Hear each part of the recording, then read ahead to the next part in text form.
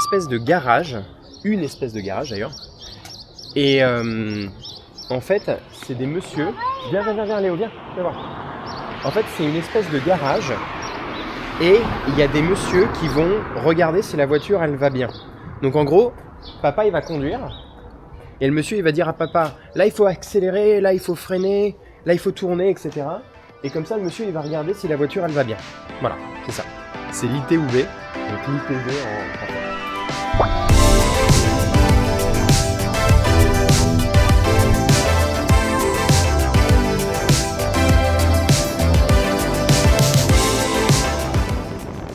Ok, donc là on est arrivé à l'endroit, en fait c'est le contrôle technique qu'on fait aujourd'hui. Ça s'appelle l'ITUB en Espagne. Et en fait, quand le véhicule a plus de 4 ans, il faut le faire tous les 2 ans je crois. Et après, à un moment, c'est tous les ans. Sauf que le contrôle technique en Espagne, c'est pas pareil parce que c'est toi en fait qui conduis ta voiture et donc t'écoutes ce que les gens ils te disent. En gros, t'as un mec qui va te dire il faut accélérer, ensuite il faut freiner, mais c'est toi qui conduis la voiture. Donc c'est un petit peu bizarre comme concept, je trouve, parce qu'en France on fait pas ça. Mais ici c'est comme ça que ça marche. Donc là je prends les papiers du véhicule, on va aller leur dire qu'on a rendez-vous dans 15 minutes et on va voir ce qu'ils nous disent. Où est-ce qu'il faut attendre, etc. Parce que c'est la première fois que je le fais, hein, donc je découvre aussi.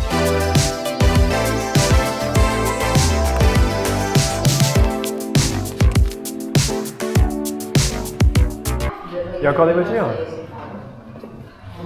Ouais. C'est la nôtre, ouais. Tu dis adéo? Tu dis adéo? Adéo? Que vaya bien. Toi, t'es un beau gosse, toi. Tout le monde est amoureux de toi. Let's go! Toi, t'as gagné parce que t'es trop rapide. Ok, donc là ils nous ont dit, en fait il y a 3 portes. Il y a la porte A, B, C et on va à la porte A. On y va et ensuite le monsieur il va nous expliquer qu'est-ce qu'on doit faire. Regarde. Hop, le monsieur, regarde, il est là. Tu vas le voir le monsieur, regarde. Muy buenas. Punto muerto. Punto muerto. Hop. Déjame la factura. Sí. Y la ficha. Mira. Vale. Los kilómetros 38 euros.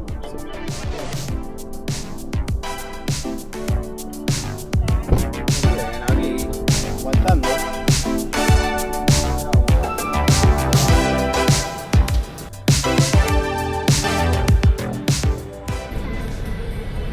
La dame, elle est en train de préparer là ce qu'on doit faire.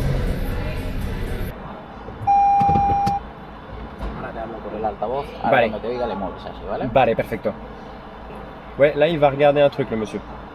Là il va en dessous de la voiture et il va me parler avec un haut-parleur. Et on va tourner le volant quand il va nous le dire.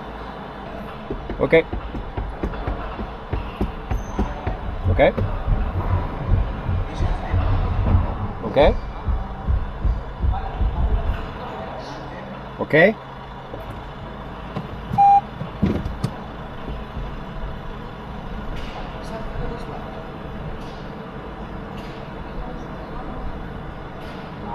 Ok. Vale. Ok. Ok. C'était rigolo, t'as vu comment il bougeait la voiture? Parce que le monsieur il bouge la voiture comme ça. C'est rigolo, hein?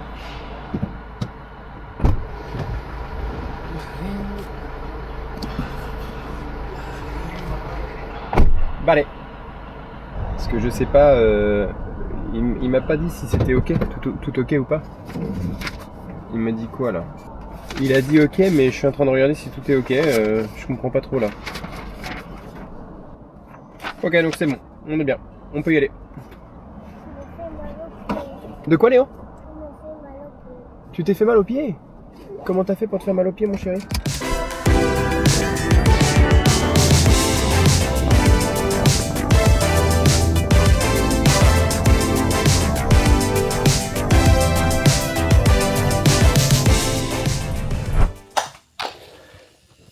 Il est trop cool notre circuit.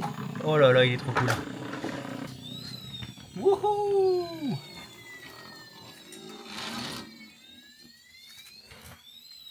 Trop cool.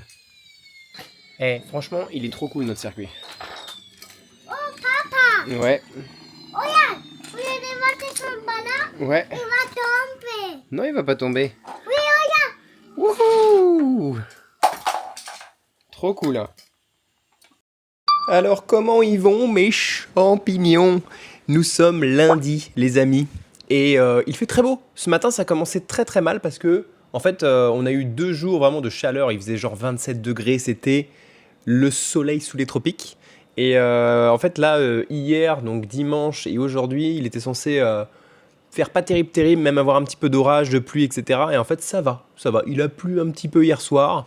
Et là, grand soleil, ça fait plaisir. Vive Barcelone, vive l'Espagne. Pas grand chose, les amis. En fait, aujourd'hui, j'ai pas filmé. Là, il est déjà presque 3 heures. À 3 heures, j'ai une classe. Et après, à 4 heures, en fait, je vais m'apprêter rapidement à partir pour chercher les enfants à l'école. Et il faut que je m'arrête sur le chemin récupérer un colis à Caprabo, parce que Elisabeth a reçu un colis, elle m'a ordonné d'aller le chercher. Mais là, du coup, tout à l'heure, en fait, j'ai pas beaucoup enregistré aujourd'hui parce qu'en fait, j'ai voulu travailler sur le vlog parce que j'avais pas upload le vlog dimanche.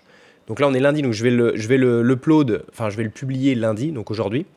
Ça a mis plus de temps que prévu parce que j'ai eu des petits problèmes de montage. Bref, pas très important, mais ça m'a pris beaucoup de temps.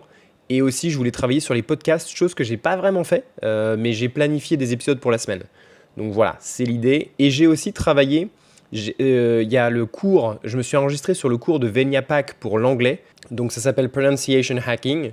Et c'est Veniapak qui fait ça. Et bon, vous savez peut-être déjà, mais je suis un grand fan de Veniapak. Je pense que c'est le mec qui a réussi à avoir un accent natif américain vraiment très très bien. Donc du coup, je fais son cours, je suis très content.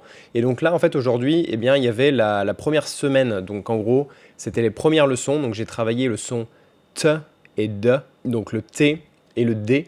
Donc on a fait regular T et regular D. Voilà, donc il a bien expliqué en gros la différence pour faire le T, T, T et le D, D, D. Voilà, des choses que, bon, en théorie, je fais pas trop mal. Mais encore une fois, j'ai pris son cours pour vraiment perfectionner mon accent à un très haut niveau. Donc c'était l'idée. Donc voilà, il y avait quelques phrases qui étaient cool. Par exemple, Did David do it? Did David do it? Et en fait, moi, ce que j'ai vraiment du mal à faire, c'est la diminution des sons T et D à la fin des mots en anglais. Donc là, quand on dit do it, en fait, c'est do it. C'est pas do it, do it. Et ça, c'est un truc qui est un peu difficile pour moi à faire. C'est pas hyper naturel, en fait. Et je pense qu'on peut le sentir, on peut l'entendre. Donc voilà, c'est des choses que je travaille, évidemment. C'était très, très cool.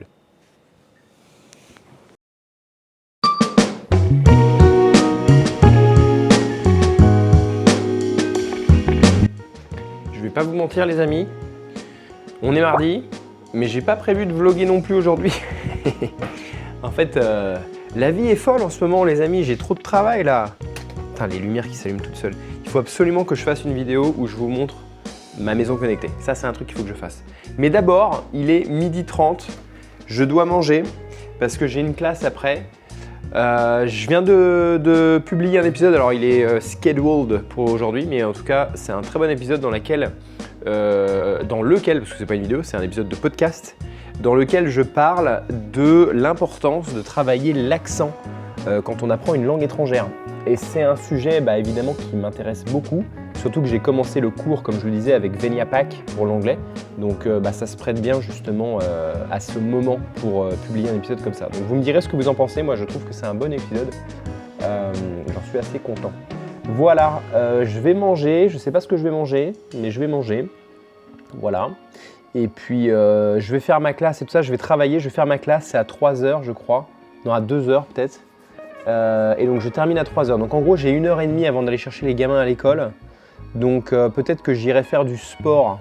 Je ne sais pas si je vais aller courir ou faire des sprints ou faire du sport. Je ne sais pas encore, mais peut-être que je filmerai ça. Voilà.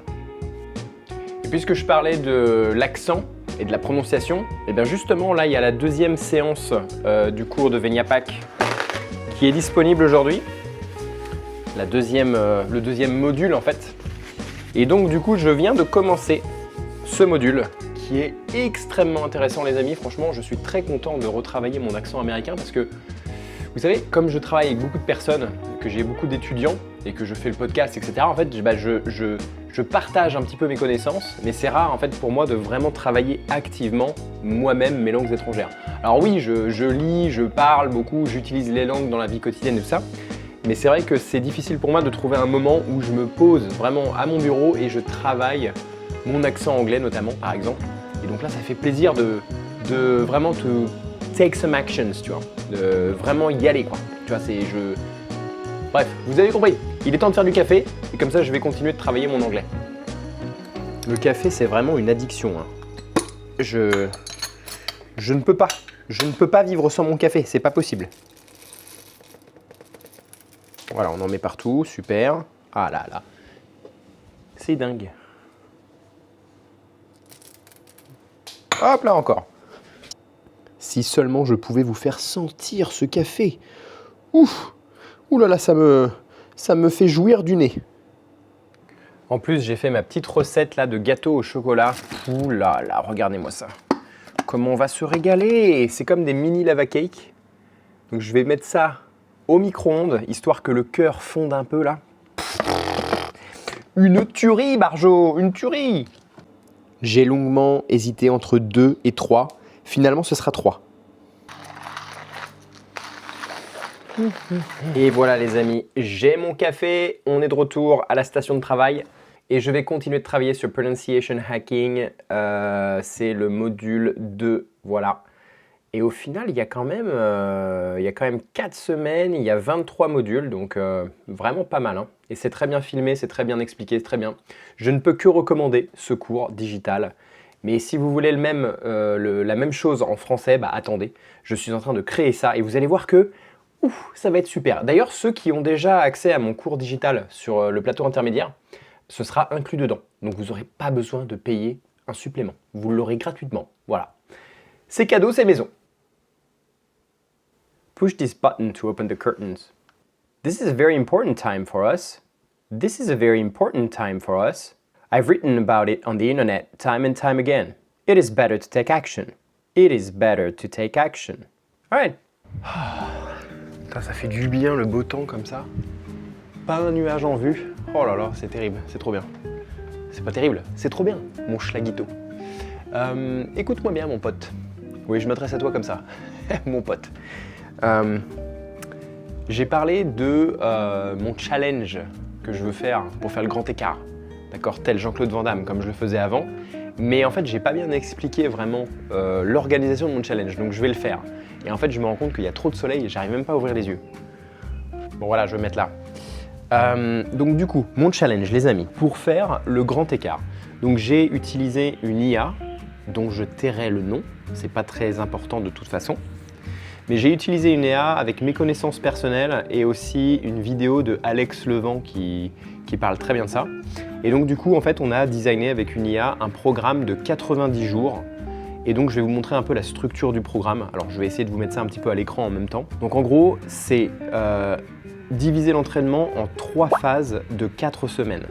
Et on utilise la technique CRE, c'est-à-dire contracter, relâcher, étirer. Donc ça, on va le faire de plus en plus fréquemment.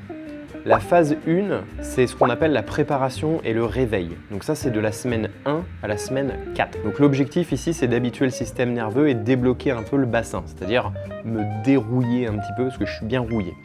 Donc là, pendant les semaines 1 à 4, il va falloir faire des fréquences de 4 à 5 fois par semaine. Donc des séances d'étirement de 4 à 5 fois par semaine. Et donc là, on va faire uniquement de l'étirement passif, donc pas de contraction pour le moment. Donc la séance, en gros, c'est facile. Je m'assois, j'ai les jambes écartées. Si besoin, je peux utiliser un support sous les fesses, mais je pense que j'en ai pas besoin. Et je me penche doucement en avant en gardant le dos bien droit. Donc c'est vraiment le bas du dos que je dois avancer et non pas arrondir le dos, c'est très important. Et jusqu'à la première tension. Et là, je maintiens pendant 60 secondes et je fais 4 séries comme ça, en essayant de gagner en amplitude, évidemment. Donc l'idée, ça va être de bien respirer, etc.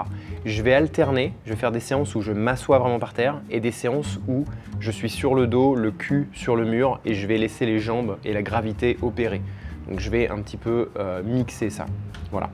Donc ça, c'est semaine 1 à 4, semaine 1 à 4. Phase 2, donc semaine 5 à 8, là, ça va être l'intégration du CRE. Donc je répète encore une fois, hein, c'est contracter, relâcher, étirer. Donc là, l'objectif, c'est d'apprendre aux muscles à se relâcher via la contraction. Donc c'est là, en fait, dans cette phase-là que je vais commencer à gagner un peu plus d'amplitude, vraiment. Là, les fréquences, c'est 4 fois par semaine, donc 2 jours passifs et 2 jours CRE. Donc les 2 jours passifs, on continue de faire exactement la même chose qu'avant. Et les 2 jours CRE, on va contracter pendant 8 secondes. Donc si je m'assois en grand écart, enfin avec l'écart que j'ai actuellement, bah en fait l'idée c'est d'essayer d'enfoncer les talons dans le sol comme si on veut refermer les jambes ou pousser le sol un petit peu. Donc ça, on tient contracté pendant 8 secondes, ensuite on relâche pendant 3 secondes, on prend une grande inspiration et ensuite on étire pendant 45 secondes. Donc on gagne en amplitude maximale et on expire pour descendre plus bas que la position de départ. Et ça pareil, on fait 4 séries par position, par jambe, peu importe. Mais de toute façon, moi, je ferai en grand écart. Phase 3, donc semaine 9 à 12, c'est l'intensification et le gain. Donc là, ça va être intéressant, on va aller chercher les derniers centimètres, en fait, dans l'idée. Évidemment, ça, bon, je ne sais pas où est-ce que j'en serai à ce stade, mais on verra. Donc là, encore une fois, c'est 3 à 4 fois par semaine, donc on va réduire un petit peu. Et c'est 100% technique CRE. Donc là, c'est toujours, on pousse le temps d'étirement après la contraction. Donc on contracte, donc là, j'ai changé un peu, je vais dire contracter pendant 10 secondes. On force un peu plus sur la poussée des talons, donc on contracte vraiment fort. On relâche 3 secondes et on étire non pas 45 secondes, mais 60 secondes, donc 1 minute, pour chercher mon maximum propre, c'est-à-dire avec le dos droit. Et on fera 4 à 5 séries, je pense. Voilà. Les 3 règles d'or pour réussir, en gros, c'est le support. Donc, en gros, si ton dos s'arrondit, si tu es assis, bah, il faut essayer de le garder à un angle du bassin pour avoir le dos droit. Ça, c'est la première chose.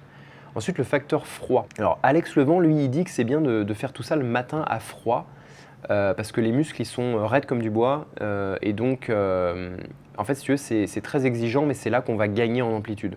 Moi, je ne suis pas trop sûr de ça, honnêtement. Donc ça, je verrai. Je vais tester, mais je ne suis pas sûr. Et la progression, en fait, c'est qu'il ne faut jamais revenir en arrière. C'est-à-dire qu'à chaque fois que je fais mes séries, l'idée, ce n'est pas de revenir en arrière, mais à chaque fois de rester dans la position. Et quand je fais une deuxième série, d'essayer de gagner un peu plus en amplitude. C'est ça l'idée. Voilà. Et donc, évidemment, l'idée, c'est voilà, le mois 1, c'est la phase de déblocage, etc. Le mois 2, c'est la phase de transition pour inclure le CRE. Ensuite, c'est le CRE max, on va dire. Mais tout ça pour dire que je vais continuer ça au-delà de ces 3 mois. Je ne pense pas qu'au bout des 3 mois, j'aurai mon grand écart. Je ne sais pas, mais je ne pense pas. Donc, l'idée, c'est de continuer cette routine après. Si j'ai besoin de continuer avec un 4e mois, je continuerai de faire la même chose que la phase 4. C'est ça l'idée. Bon, et du coup, j'en profite aussi pour vous parler d'un autre sujet qui est lié avec ça, puisque ça reste dans mes objectifs sportifs. Ça va être de développer une routine simple et efficace pour gagner en masse musculaire et en masse osseuse, donc du renforcement musculaire. J'ai arrêté d'aller à la salle de sport. Je fais plus de musculation parce que j'aime plus trop l'idée de la salle de sport. C'est des périodes, peut-être qu'un jour je reviendrai à la salle de sport parce que, je sais pas, l'envie m'en prendra. Mais actuellement, j'aime plutôt la calisthénie et des choses simples. Donc, le problème, c'est que dans la calisthénie, il y a un exercice qui est clé. Je crois que c'est du pollen ou c'est un moustique? Non, c'est du pollen. Tout va bien. Il y a un élément qui est clé, un exercice clé et fondamental, c'est les tractions. Et les tractions, je suis très mauvais à ça. J'ai des élastiques pour m'aider et je pense aussi faire des tractions australiennes. Le problème, c'est que pour faire ça, il faut que j'aille au parc actuellement. Il y a plein de parcs ici pour faire des calisthénies, mais j'aimerais bien pouvoir travailler aussi à la maison. Parce que comme ça me fait gagner du temps plutôt que d'aller au parc. Donc du coup, il va falloir que j'achète une station de traction et aussi de dips. Parce qu'en gros, mes exercices, ça va être simple, ça va faire traction, dips, pompe, squat, fente et sprint. En gros, c'est les 6 choses, les 6 exercices que je veux faire, plus mon challenge d'étirement et de grand écart. Et éventuellement, continuer mon challenge pour les 5 km en dessous de 25 minutes, mais surtout en dessous de 20 minutes, c'est mon objectif maximal, donc on verra. Mais ça fait déjà beaucoup de choses. Donc là, ça, c'est un petit peu tous mes objectifs sportifs. Le grand écart, calisthénie, prise de masse musculaire, etc. Et courir. Donc sprint pour les jambes beaucoup, et puis pour le cardio et tout ça, mais aussi courir 5 km en dessous de 20 minutes si possible. Voilà. Et donc là, vous voyez, bon, on est sur ma terrasse. Et l'idée, c'est que là, en fait, si vous voulez, j'ai un grand mur. Là, vous voyez, j'ai mon salon de jardin. Voilà. Il y a le barbecue là-bas. Et là, j'ai mon mur. Et en fait, vous voyez, là-bas, ici, j'ai de l'espace. Donc je pense que ma station de traction et de dips, elle va être sur ce mur-là. Parce qu'en fait, l'idée, ça va être de mettre 2 crochets pour attacher la station assez haute pour faire des tractions, mais 2 crochets un peu plus bas pour retourner la station pour que ça fasse une station de dips, en fait. Et j'ai vu que c'est vraiment très très cool ce truc-là. Donc on va commander ça et j'espère pouvoir améliorer mes tractions, etc. Voilà, donc on va commander ça.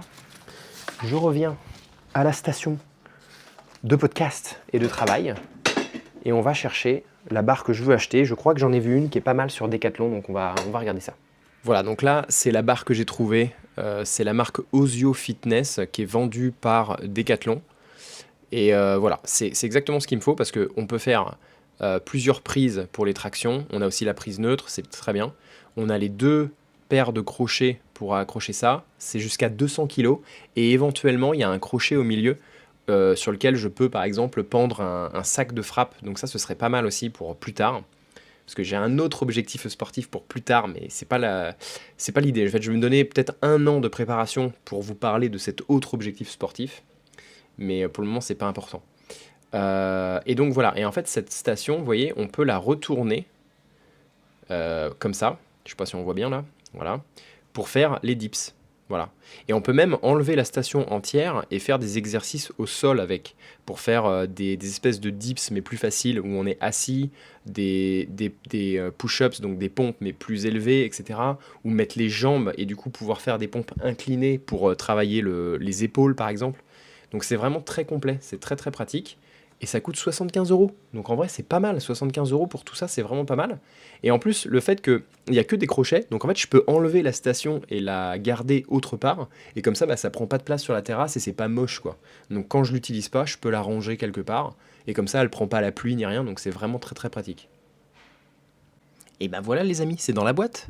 Et donc là, on devrait recevoir ça dans à peu près 3 jours. Non. Entre vendredi de cette semaine et mercredi prochain. Voilà, donc c'est nickel. En attendant, moi je vais commencer à noter chaque session que je fais pour le grand écart. Et quand on aura reçu la barre, que je l'aurai installée, bah, je commencerai à vous présenter mon programme d'entraînement qui sera très basique, très simple, très efficace, vous verrez. C'est un programme que j'aime beaucoup. Donc voilà, on attend.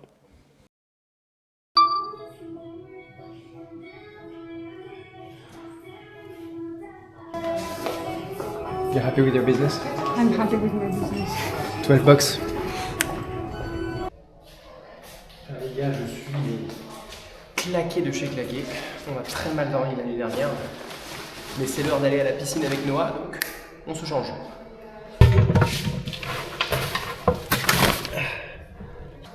Et on est parti pour faire Michael Phelps.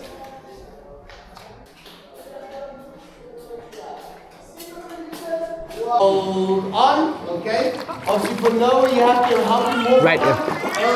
Elbow, tummy, knee, and knee. Is he crawling? Yeah, he's crawling. The thing is, I'm scared he's gonna sleep if I let him go. So hold him. Right, yeah. Let's go. Woohoo! Hop, hop. Mais les bras encore plus loin. Yeah, Just starting to roll. I should have rolled him. Exactly. Right. Do that. Should have gone with the flow, right? Don't worry. Okay. Keep him in that position, and he will start Yeah, so to that do he that would more. naturally do it. Yeah. Very cool.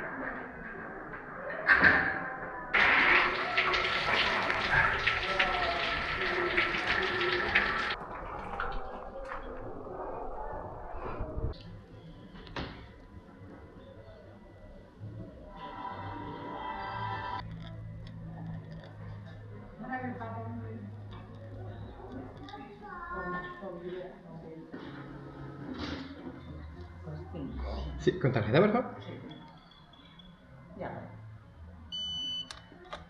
Non, attends Léo. C'est juste pour du pain qu'on fait.